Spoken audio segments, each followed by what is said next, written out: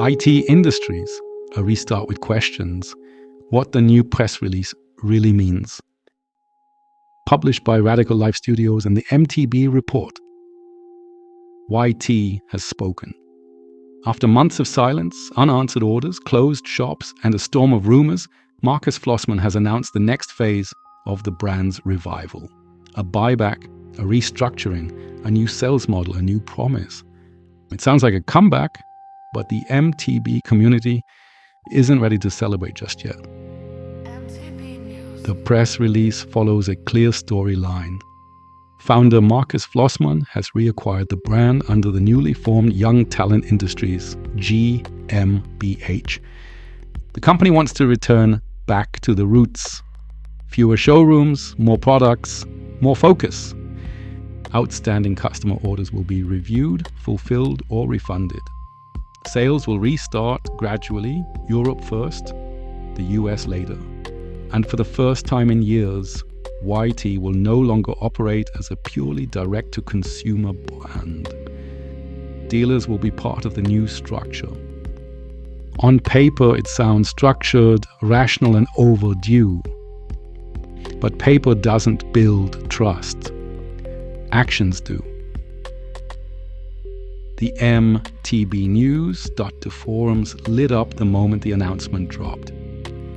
Some users praise Flossmann's move. Respect for taking responsibility.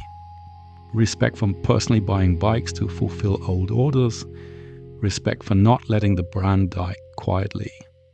But the skepticism is just as strong. The shop is still empty. We've heard promises before. Talk is cheap. Show results. This will only work if bikes actually ship again. The mood is clear. The restart is welcome. But trust has to be rebuilt from the ground up. One detail in the press release may be the most important of all. YT will now work with bike shops. This is a major pivot for a brand that built its identity on direct-to-consumer disruption. And yet, it might be the smartest move YT has made in years.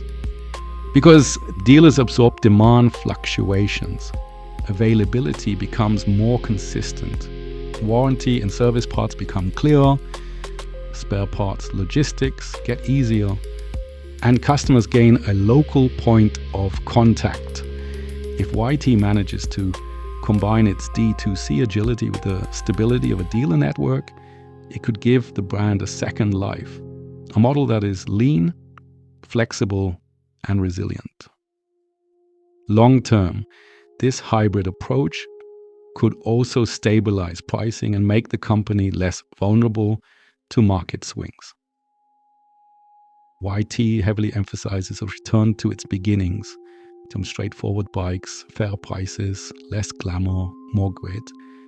It's a message that resonates. People are tired of polished showrooms and thin excuses. But everything comes down to one simple question. What happens when customers can finally order again? Not the press release, not the community, not even the founder. The future of YT will be decided by the customer. If bikes ship on time, if quality holds, if service improves, the comeback is real. If not, this restart will be just another chapter in a story that once changed the MTB market and then lost its way. YT has taken a bold step.